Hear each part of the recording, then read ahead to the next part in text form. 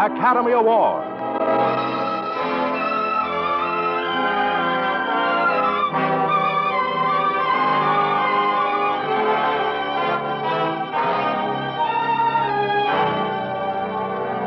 Every week, Hollywood's finest. The great picture plays, the great actors and actresses. Techniques and skills chosen from the honor roll of those who have won or been nominated for the famous Golden Oscar of the Academy of Motion Picture Arts and Sciences.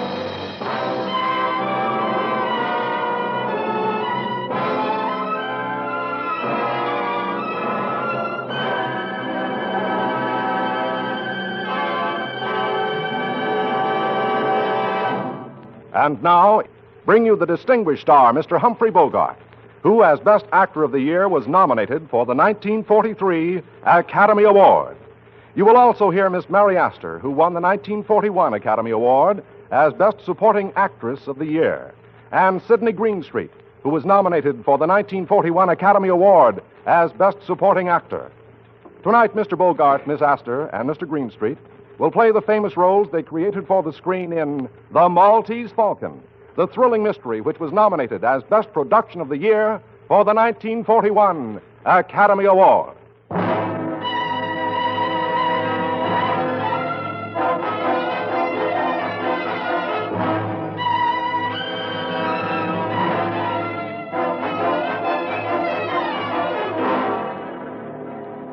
My name is Spade, Sam Spade. License number 357896, issued by the Police Department of San Francisco. Occupation, private detective, sometimes known as Private Eye. My files in the case of the Maltese Falcon are closed, but I've got the Maltese Falcon. I got it, and some dough. My partner got murdered, and a very slick chick went up for life. I'll tell you about it.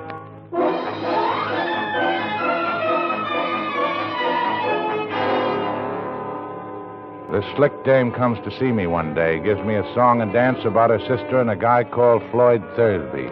She wants us to get her sister back before her mother and father get in from Hawaii. I put my partner, Miles Archer, on the case. That night, he gets murdered. And so does this guy Thursby. I go round to the apartment where the dame is living, the one called Bridget O'Shaughnessy. She had something I seemed to go for. Oh, Mr. Spade. Come in. I have come in. Oh, yes, so you have. Mr. Spade, tell me, am I to blame for last night? You warned us that Thursby was dangerous. Of course, you lied to us about your sister and all that, but that doesn't count. We didn't believe you. Oh, help me, Mr. Spade. I need help so badly. I've no right to ask you, but I do ask you. Help me. You won't need much of anybody's help. You're good. You're awful good. It's chiefly your eyes, I think, and that throb you get into your voice when you say things like, "Help me, Mr. Spade." I deserve that.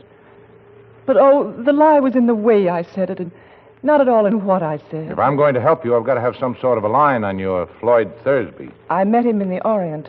We came here from Hong Kong last week. Did he kill Archer? Yes, certainly. Picked a nice sort of playmate. Only that sort could have helped me if he had been loyal. How bad a hole are you actually in? As bad as could be. Physical danger? I'm not heroic. I don't think there's anything worse than death. Then it's that. It's that as surely as we're sitting here. Unless you help me. Who killed Thursby? Your enemies or his? I don't know. His, I suppose. I'm afraid. I don't know. Who are these enemies?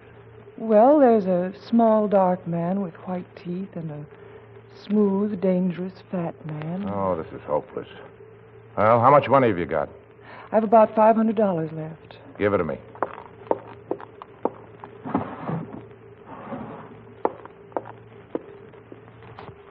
There's only 400 here. I had to keep some to live on. Okay. I'll be back as soon as I can. You needn't come to the door with me. I can let myself out.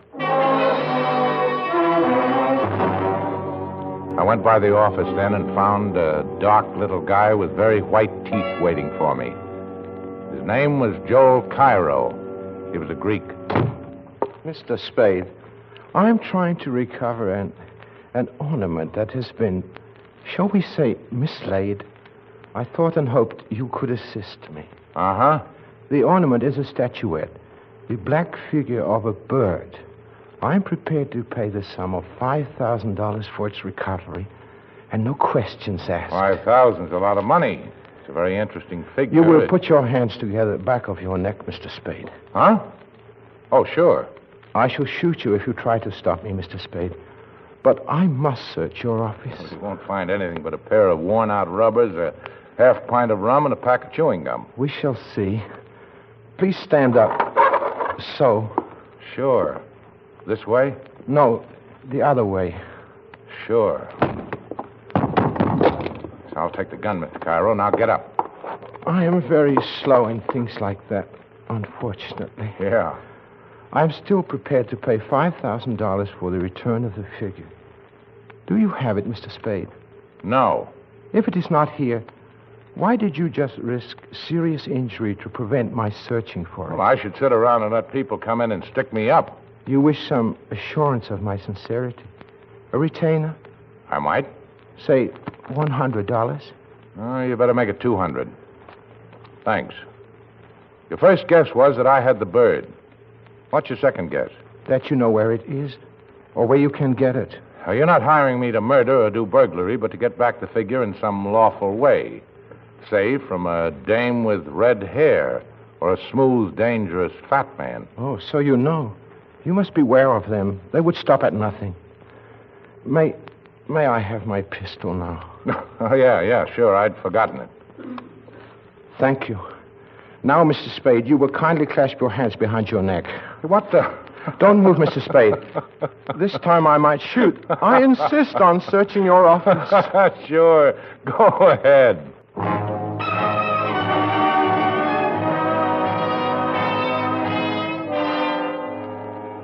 I finally got rid of the Greek and started back for Bridget O'Shaughnessy's apartment. Matter of fact, I had a hunch that the Greek was going there himself and started to tail his cab when a sad-faced guy poked something into my back and said... Come on. The fat man wants to see you.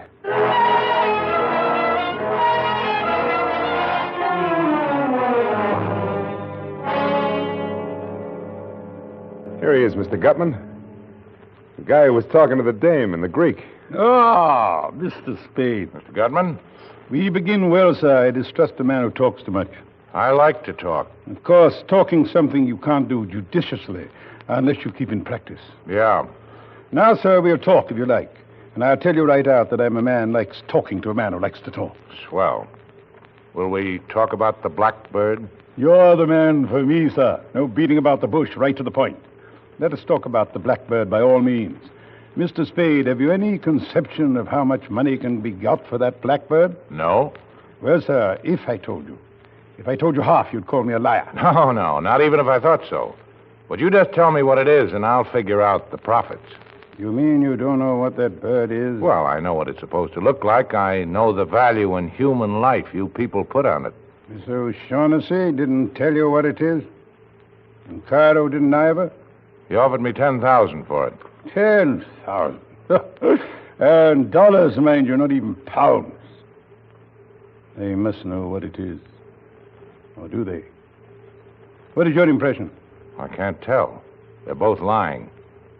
If they don't know, I'm the only one in the whole wide, sweet world who does. Swell. When you've told me, that'll make two of us. Mathematically correct, sir.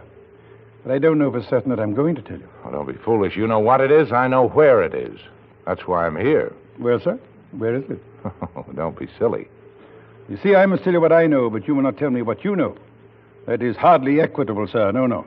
I don't think we can do business along those lines. Yeah, well, think again and think fast. I can get along without you and keep that Gunchel away from me while you're making up your mind. I'll kill him.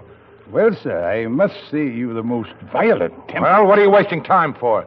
You've got till 5:30. Then you're either in or out for keeps.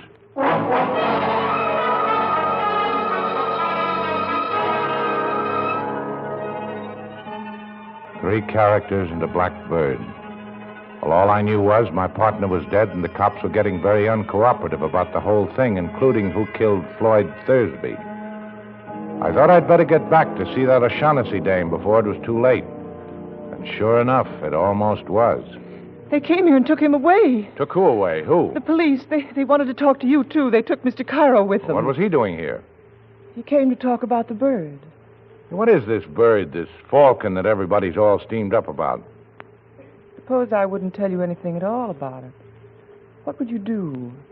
Something wild and unpredictable? Maybe. Well, it's a black figure, as you know, smooth and shiny, of a bird, a hawk or falcon about 12 inches high. Now, what makes it so important? I don't know. They wouldn't tell me. But they promised me 500 pounds if I helped them get it from the man who had it. Go ahead. They promised me 500 pounds to help them, and I did. Then we found that Joel Cairo was going to take the falcon and desert Floyd and me. So we did that to Joel first. You are a liar. I am a liar. I've always been a liar. Well, don't brag about it.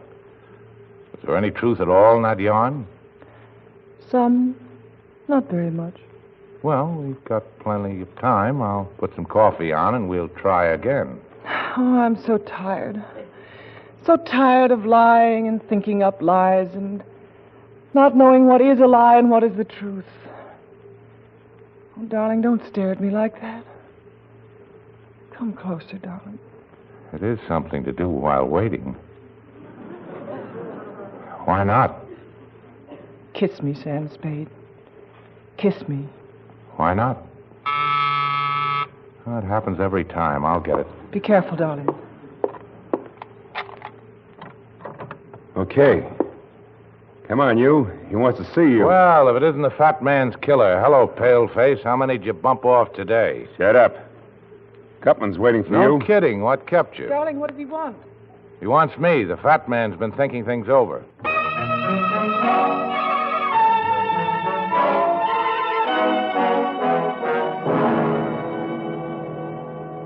Well, Mr. Spade, I must apologize for sending for you in this fashion. Now, never mind. Let's talk about the bird. All right, let's.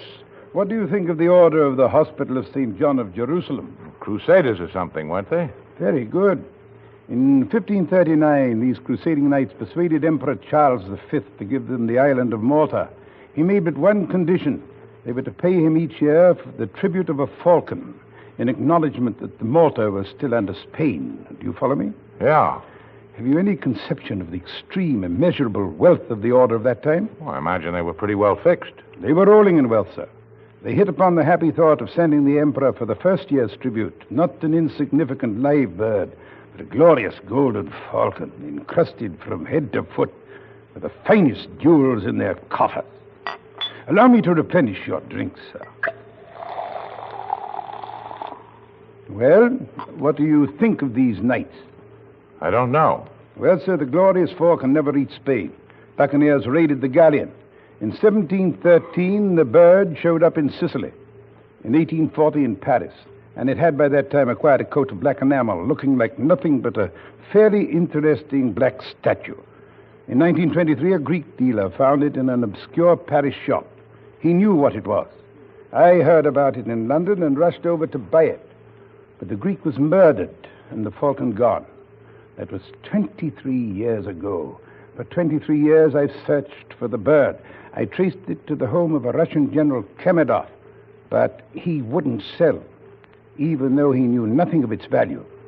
I was forced to send my agents after it.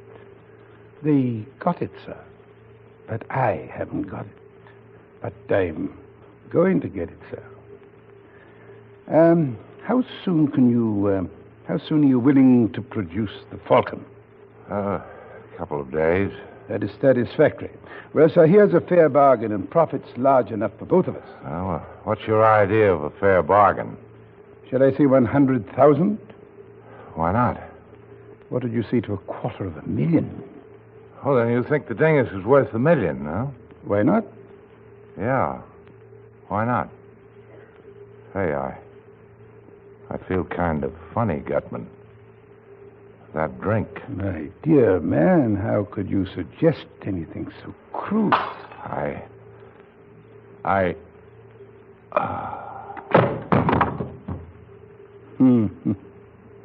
Wilma. Yeah. The drink got him, huh? Put your guns away, Wilma. You must learn to be subtle in these things, like me. Out like a light, huh? Well, I owe him something, the louse. He thinks he's tough. Let's see if he can take this. That's enough, Wilma. You've kicked him enough. It'd never do to kill him here. Besides, Wilma, you know how I hate the sight of blood.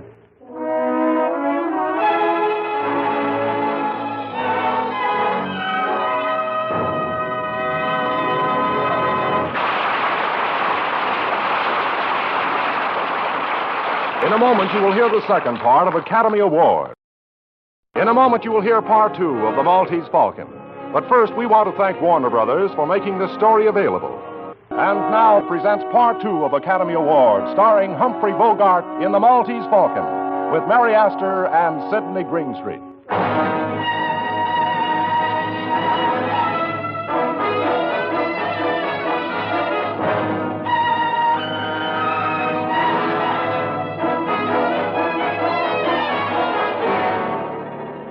I guess the name of Sam Spade was a cinch for the back page obituaries, but I came out of it somehow and managed to get up and stagger out of that apartment. I went around to the hotel where Joel Cairo had a room and made a deal with a house dick to let me search it. All I could find was a newspaper in the wastebasket folded back to the steamship news. There was a list of arrivals, and one was marked. It said, 8:07 a.m., the La Paloma from Hong Kong. That was good enough for me. I got a cab and rode down to the docks. The La Paloma was on fire and burning beautifully. I went back to my office to hold my aching head and think things over when the door opened. A tall guy in a long black overcoat stood there with a package in his hands, making gurgling noises before he fell like a tree. He should have. He was dead.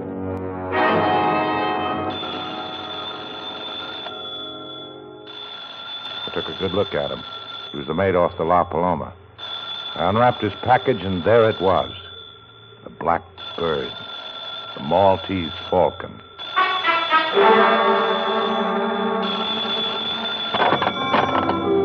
I grabbed the phone and listened. It was Bridget O'Shaughnessy, and she said she was in trouble. I found her shivering in a dark corner of an office building. I took her and the Falcon home to my apartment.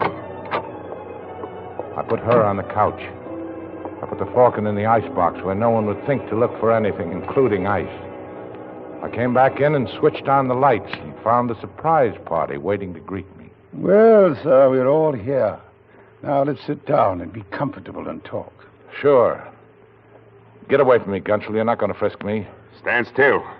Shut up. Put your paw on me, and I'm going to make you use that gun. Ask your boss if he wants me shut up before we talk. Never mind, Wilma. You're certainly a most headstrong individual, Mr. Spade. Well, let's be seated. You too, Cairo. You can put down your gun, too. Of course, Mr. Spade. I was only using caution, as it were. You ready, Gutman? Are you ready to make the first payment and take the Falcon off my hands? Well, sir, as to that, here are $10,000, sir. Oh, we were talking about more money than this. Yes, sir, we were. But this is genuine coin of the realm, sir. With $1 of this, you can buy $10 of talk. Besides, the more of us would be taken care of now. Well, that may be. But I've got the Falcon. I should not think it would be necessary to remind you, Mr. Spade, that though you may have the Falcon, yet we certainly have you. Yes, I'm trying not to let that worry me. We'll come to the money later. There's another thing to be taken care of first. We've got to have a fall guy. The police have to have a victim. Somebody they can stick for those 3 murders. 2.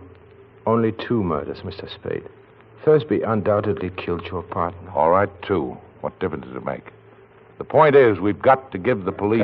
Come, Mr. Spade. You can't expect us to believe at this late date. You are the least afraid of the police, or that you're not able to handle... I'm up to my neck, Gutman. I've got to come through with somebody, a victim, when the time comes. If I don't, I'll be it. Let's give him the Gunsel. He actually did shoot Thursby, and the other one, didn't he?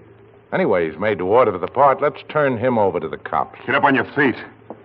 Taking all the riding from you I'm going to take. Get up. Shoot it out. No, Wilma, don't shoot. There, Gunsel, that'll take care of you. Put him on the sofa. Sorry, Bridget, but you seem to have recovered. I'm all right. Good. Well, gentlemen, There's our fall guy. And now, gentlemen, you agree or I'll turn the Falcon and the whole lot of you in. Mr. Spade, I don't like this. What if we took matters into our own hands and killed you? You won't, or you'll never find the Falcon. True, but there are other ways we could make you talk. No, I'd take it and make you kill me, and then you'd end up the same way.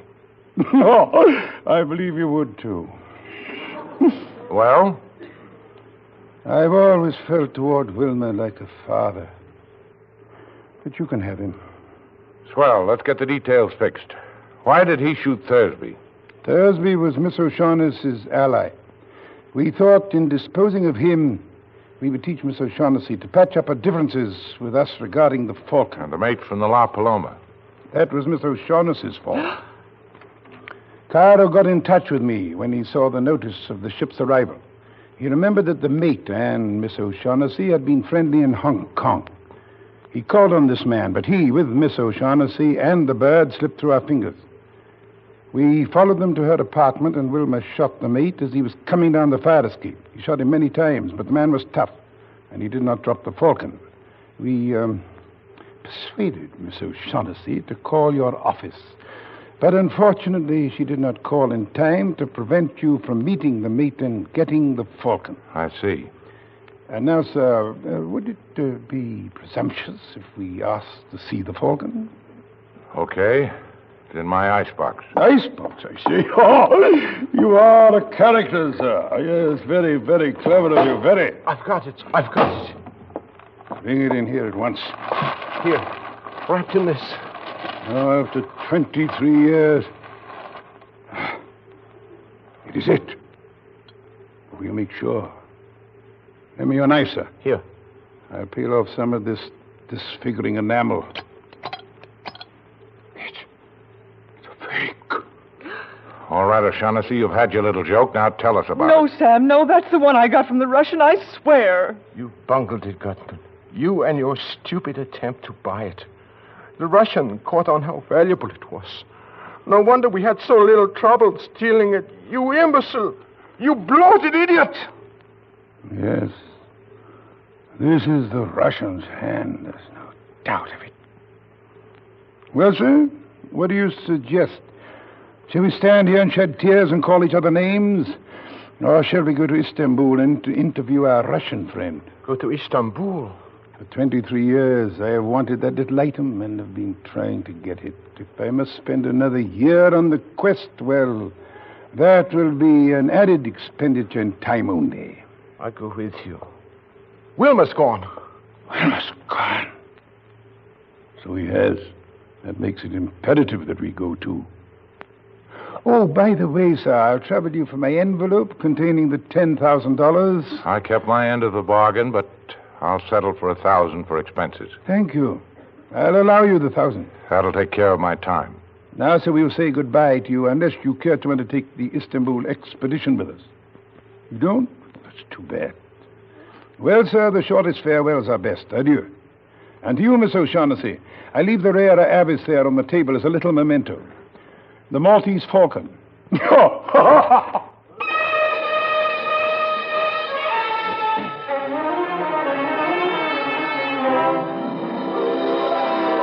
All right, O'Shaughnessy, talk. Where shall I begin? You came to me and asked me to have Thursby followed. I put my partner on it. He followed Thursby. He was killed. You must have told Thursby he was being followed. I told him, yes, but please believe me, Sam, I wouldn't have told him if I'd thought Floyd Thursby would kill your partner. Miles hadn't many brains, but he had too many years' experience as a detective to be caught like that by a man he was shadowing up a blind alley with his gun tucked away in his hip and his overcoat buttoned. But he'd have gone up there with you, Angel. He was just dumb enough for that. And then you could have stood as close to him in the dark as you liked and put a bullet through him. Don't talk like that to me, Sam. You know I didn't know. Stop it. Why did you shoot him? I didn't mean to at first. I can't look at you and tell you this. You Sam. thought Thursby would tackle him. If he got Thursby, then you were rid of him. If Thursby won, you had something on him. Enough to be rid of him for good. Wasn't that it? Something like that. But when Thursby backed down, you took the gun and did the job yourself. Oh, Sam, sweetheart, from the very first instant I saw you, I knew. You angel. Well, if you get a good break, you'll be out of San Quentin in 20 years, and You can come back to me then. I hope they don't hang you, Precious, by that sweet neck. You know deep down in your heart that in spite of anything I've done, I love you. I don't care who loves who. I'm not going to play the sap for you. I won't walk in Thursby's, and I don't know how many others' footsteps. You killed my partner, and you're going over for it. Why must you do this to me, Sam? Surely your partner wasn't as much to you Listen to me. This won't do any good. You'll never understand me, but I'll try once and then give it up. Listen. When a man's partner is killed, he's supposed to do something about it. And it happens we're in the detective business. Well, when one of your organization gets killed, it's bad business to let the killer get away with it. Bad all around. Bad for every detective everywhere. You can't send me to the... Sam, you can't. You love me. You love me. Maybe I do. What of it? Maybe next month I won't. I've been through it before. I'll have some rotten nights after I've sent you over, but that'll pass. I want you, sure, but I won't take you at the price because all of me wants to, regardless of consequences. Because you counted on that with me the same as you counted on that with all the others. Sam, darling, kiss me, kiss me. Sure. Sure, baby.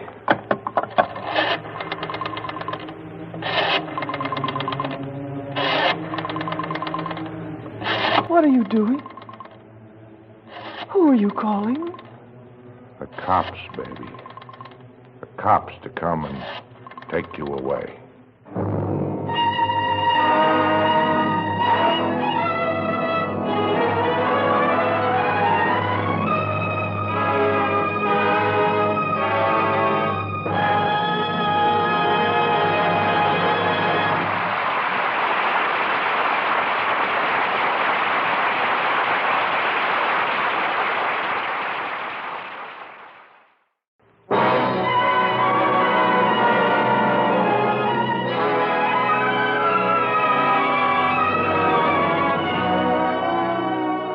Next Wednesday, another great picture.